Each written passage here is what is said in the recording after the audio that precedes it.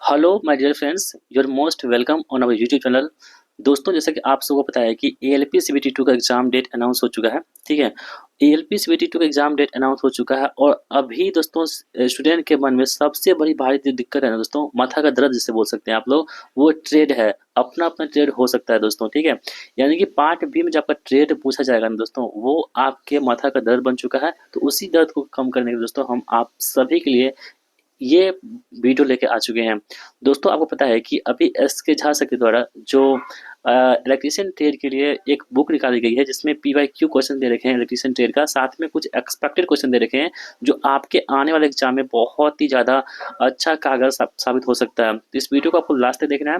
और दोस्तों, आपको यदि इसकी पीडीएफ प्राप्त करनी है तो पीडीएफ आपको टेलीग्राम पर अपलोड करेंगे हम लोग। टेलीग्राम को ज्वाइन जरूर कीजिएगा, लिंक डिस्क्रिप्शन बॉक्स में है। तो चलिए स्टार्ट करते हैं आज की इस इंपॉर्टेंट क्लास को। और पहला सवाल दोस्तों आपकी स्क्रीन पर है। कह रहा है कि एक विद्युत इस्त्री में कौन सी विद्युत रोधन सामग्री का उपयोग किया जाता है। तो दोस्तों, आपको ध्यान रखना होगा, ये कौन सा होता है, माइका का इस्तेमाल करते हैं। किसमें हम लोग, तो माइका का इस्तेमाल करते हैं हम लोग।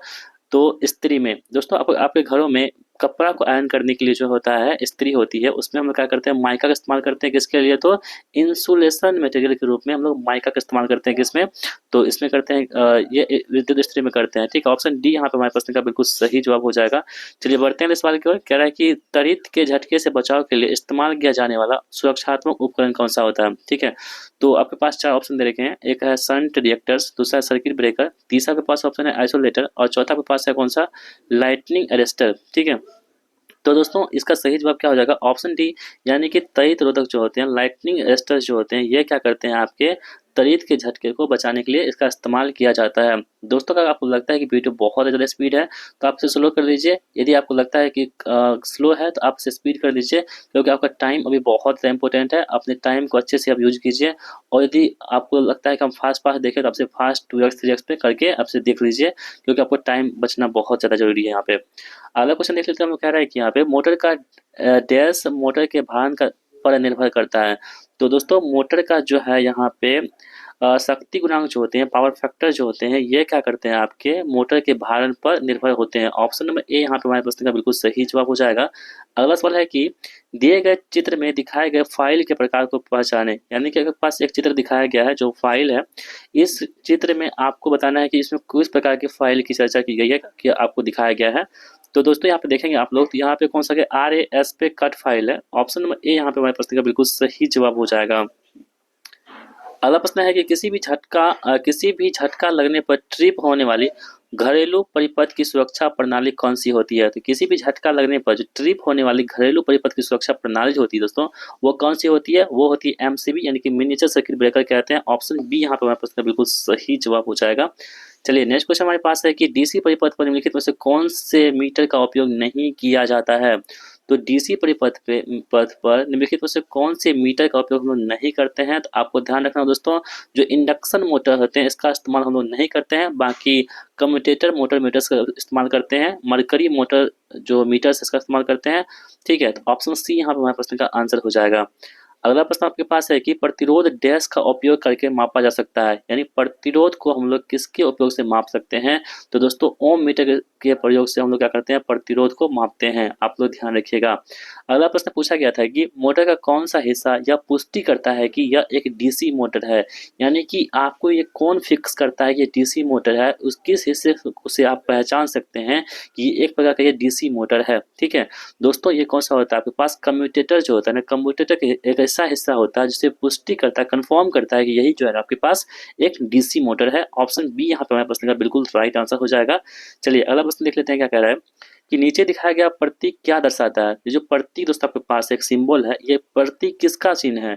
तो दोस्तों, आपको ध्यान देना होगा, ये जो आपके पास हीट का सिंबल है, कौन सा, हीट का सिंबल है। ऑप्शन डी यहाँ पे राइट आंसर हमारा हो जाएगा। एक उच्च वोल्टेज लाइन पर धारा को डैश का उपयोग करके मापा जाता है। यानी कि एक उच्च वोल्टेज लाइन पर जो धारा होती है, इसको किसका उपयोग करके हम लोग माप सकते हैं। तो दोस्तों, हम लोग धारा ट्रांसफार्मर, यानी कि जो करंट ट्रांसफार्मर होती है, इसको हम क्या माप सकते हैं। ऑप्शन डी यहाँ पे राइट आंसर हमारा हो जाएगा। अगला प्रश्न पूछा गया था कि एक सार्वभौमिक मोटर में आमतौर पर ब्रश की चौड़ाई से कम्यूटेटर भाग की चौड़ाई का अनुपात क्या होता है। तो दोस्तों, ये जो रेशियो होता है आपके पास 2:1 का रेशियो होता है। Option A will be the right answer of this question. Next question is वह न्यूनतम दूरी क्या है जिससे उपकरणों को 50 किलो वोल्ट के बिजली लाइन से दूर रखा जाना चाहिए। तो वह न्यूनतम निकासी दूरी क्या है जिससे उपकरणों को 50 किलो वोल्ट के बिजली लाइन से दूर रखना चाहिए दोस्तों। तो वो दूरी हो जाएगी कितनी, 10 फीट की दूरी हो जाएगी। ऑप्शन बी यहाँ पे राइट आंसर हमारा हो जाएगा। वितरण प्रणाली के लिए आमतौर पर नीचे दिए गए किसका उपयोग नहीं किया जाता है।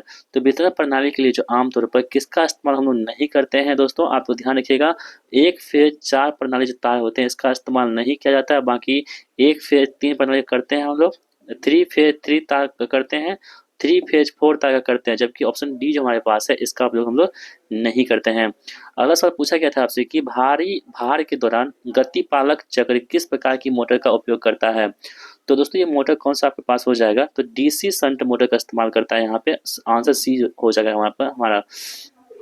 लैचेस डेस्क का परिपथ होता है, जो लैचेस होती है ये कौन सा परिपथ होता है दोस्तों, आपको ध्यान रखेंगे ये लेबल ट्रिगर्ड होता है। ऑप्शन डी यहाँ पे राइट आंसर हमारा हो जाएगा। विद्युत कार्य करते समय डैश से विद्युत का झटका लगने की संभावना नहीं होती है। तो दोस्तों जो विद्युत का झटका लगने की संभावना नहीं होती है, आप लोग ध्यान रखेंगे, जो सूखी लकड़ी होती है इससे क्या होती है, विद्युत की झटका लगने की संभावना यहाँ पे नहीं होती है। अगला सवाल पूछा गया था कि निम्नलिखित में से कौन सा एक लोह चुंबकीय पदार्थ है, यानी कि फेरो मैग्नेटिक मटेरियल दोस्तों यहाँ पे हो जाएगा। तो कौन सा हो जाएगा यहाँ पे, आप लोग ध्यान रखेंगे इस बात को, तो वो कौन सा होगा, निकेल जो है दोस्तों आपके पास एक क्या होगा, फेरो मैग्नेट यानी कि लोह चुंबकीय पदार्थ यहाँ पे हो जाएगा। अगला प्रश्न पूछा गया था कि हेलोजन फ्लड लैंप का किनारा किससे बना होता है। तो दोस्तों जो हेलोजन फ्लड लैंप है इसका किनारा जो बना होता है ये आपके पास कांच यानी कि ग्लास का बना होता है। ऑप्शन बी राइट आंसर हमारा होगा यहाँ पे। चलिए अगला सवाल देख लेते हैं क्या पूछा गया था। ट्रांसफार्मर के एक डेल्टा से स्टार कनेक्शन में निम्न में से एक सही है, तो कौन सा यहाँ पे सही होगा, आपके पास 4 ऑप्शन है। वीडियो को पॉज कीजिए, खुद से ट्राई कीजिए पहले। इसका आंसर होगा उन अनुप्रयोग के लिए उपयोग किया जाता है जहां वोल्टेज को ऊपर ले जाने की आवश्यकता होती है। ऑप्शन नंबर डी यहाँ पे राइट आंसर हमारा हो जाएगा। एक धारा वाहन चालन में बल की दिशा को डैश का उपयोग करके निर्धारित किया जाता है। तो दोस्तों ये फ्लेमिंग के जो बाएं हाथ का नियम है इसके इस्तेमाल करके हम लोग बल की दिशा को यहाँ पे निर्धारित कर सकते हैं। अगला सवाल पूछा गया था कि वह डीसी मोटर कौन सी है जिसकी गति आर्मेचर धारा से स्वतंत्र होती है। तो दोस्तों वो कौन सी हो जाएगी, शंट मोटर, जो एसी डीसी मोटर होती है जिसकी गति जो होती है आर्मेचर धारा से क्या होती है, इंडिपेंडेंट होती है यानी कि स्वतंत्र होती है। अगला सवाल पूछा गया था कि निम्न वोल्टेज वितरण प्रणाली में आमतौर पर उपयोग किए जाने वाले संयोजन का प्रकार क्या है। तो दोस्तों ये प्रकार कौन सा हो जाएगा, डेल्टा स्टार संयोजन हो जाएगा। ऑप्शन डी यहाँ पे राइट आंसर हो जाएगा हमारा। अगला प्रश्न पूछा गया था कि पीवीसी विद्युत रोधित गैर आच्छादित एकल कोर केबल विशेषतः सबसे अधिक किस में उपयोग की जाती है। तो दोस्तों सबसे अधिक जो उपयोग की जाती है वो घरेलू यानी कि औद्योगिक वायरिंग में इसका इस्तेमाल करते हैं, यानी कि डोमेस्टिक एंड इंडस्ट्रियल वायरिंग में इसका इस्तेमाल करते हैं, किसका, पीवीसी का। ठीक है, पॉलीविनाइल क्लोराइड से भी बोलते हैं। अगला सवाल दोस्तों क्या पूछा गया था कि एक लैपटॉप की बैटरी पैक के निर्माण के लिए किस प्रकार के सेल का उपयोग करते हैं। तो दोस्तों सेल और बैटरी से सवाल है आपके पास, तो आप लोग ध्यान रखेंगे इसका इस्तेमाल करते हैं हम लोग लिथियम आयन की बैटरी का इस्तेमाल करते हैं, यानी किसी भी प्रकार की बैटरी होते हैं जैसे जो चार्जेबल बैटरी होते हैं दोस्तों उसमें हम लोग क्या करते हैं, लिथियम आयन की जो बैटरी होते हैं उसका इस्तेमाल करते हैं। बूस्ट चार्जिंग डैश पर चार्ज करने की प्रक्रिया होती है। तो दोस्तों बूस्ट चार्जिंग जो होती है हमारे पास वो कम समय के लिए उच्च धारा पर चार्ज करने की क्या है, प्रक्रिया है, मेथड है। एक प्रत्यावर्तक अधिकतम शक्ति प्रदान करता है यदि भार कोण कितना हो। तो दोस्तों एक प्रत्यावर्तक जो है ना अधिकतम शक्ति प्रदान करता है यदि भार कोण कितना हो, यदि भार कोण 90 डिग्री हो, कितना हो, 90 डिग्री हो। स्टार से डेल्टा ट्रांसफॉर्मर पूर्ण रूप से तब कार्यरत होता है जब जब दोस्तों क्या होगा, भार संतुलित के अतिरिक्त असंतुलित होता है। ऑप्शन डी यहाँ पे राइट आंसर हमारा हो जाएगा। निम्नलिखित में से कौन सा गैर परंपरागत ऊर्जा संसाधन के लिए एक उदाहरण है। तो दोस्तों इसका सही जवाब होगा वायु जो हमारे पास है ये क्या, एक गैर परंपरागत ऊर्जा संसाधन यहाँ पे हो जाएगा।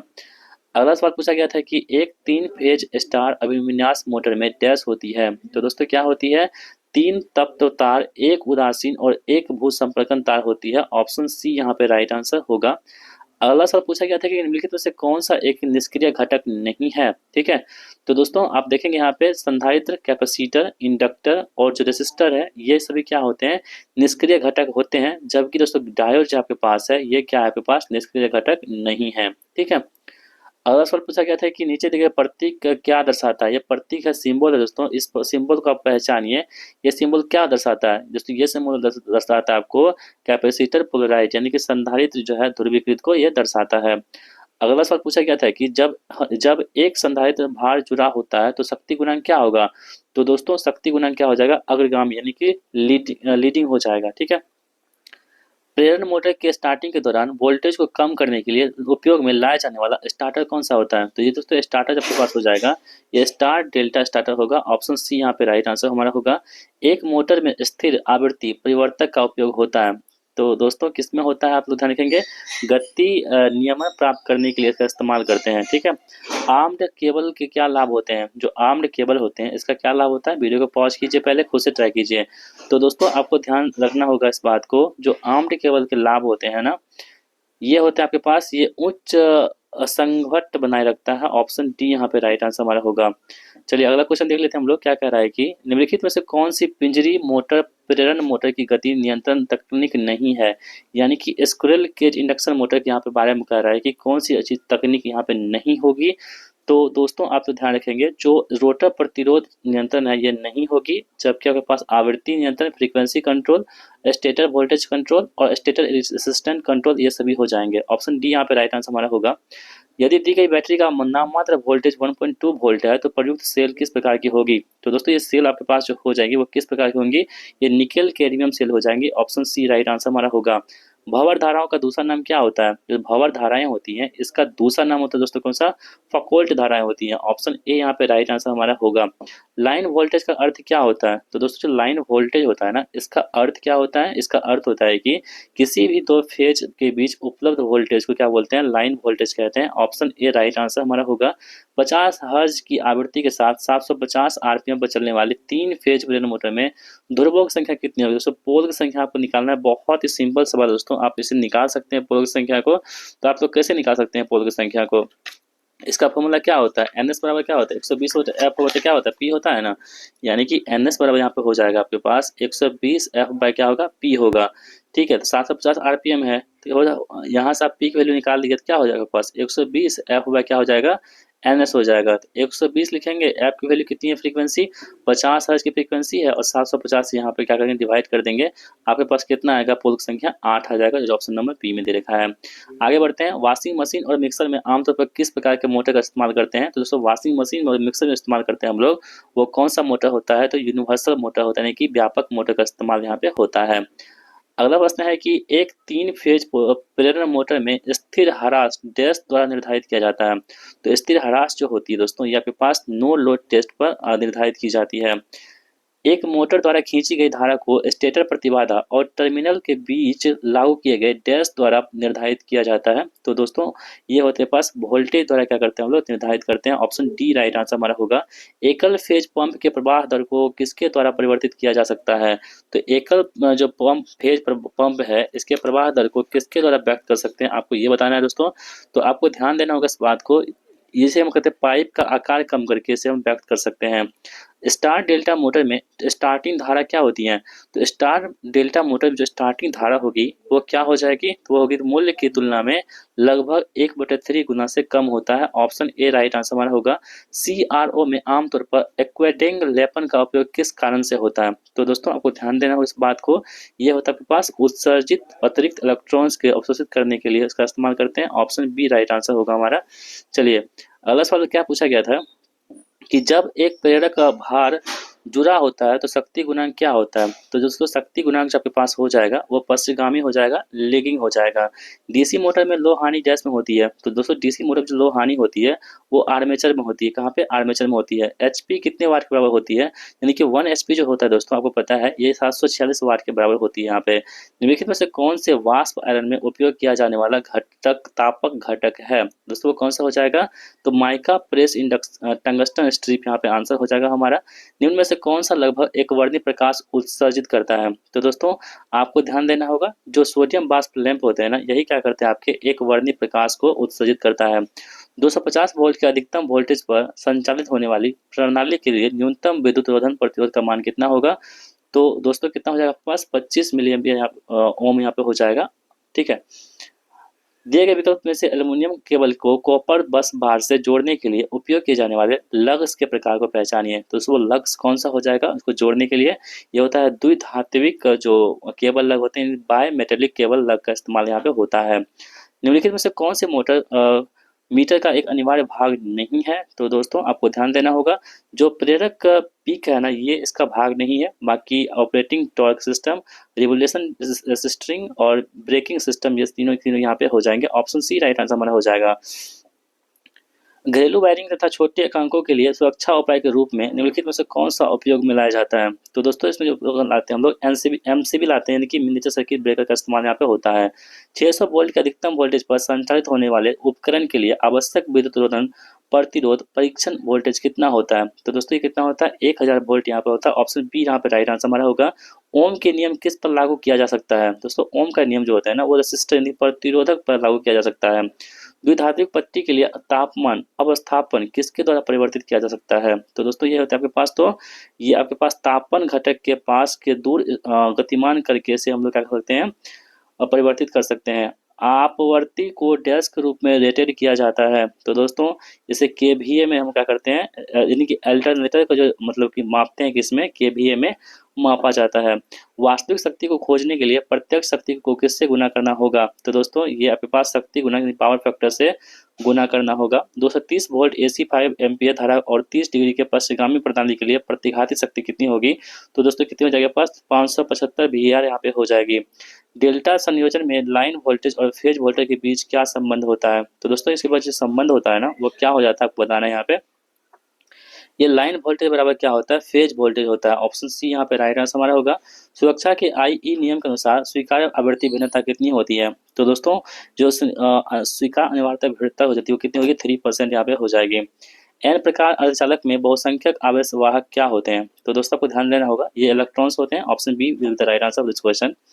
दिए गए निर्गत और गति के लिए 220 वोल्ट 50 हर्ट्ज की आवृत्ति की तुलना में एक यूनिवर्सल मोटर को निम्न में से किस प्रकार की आवश्यकता होती है?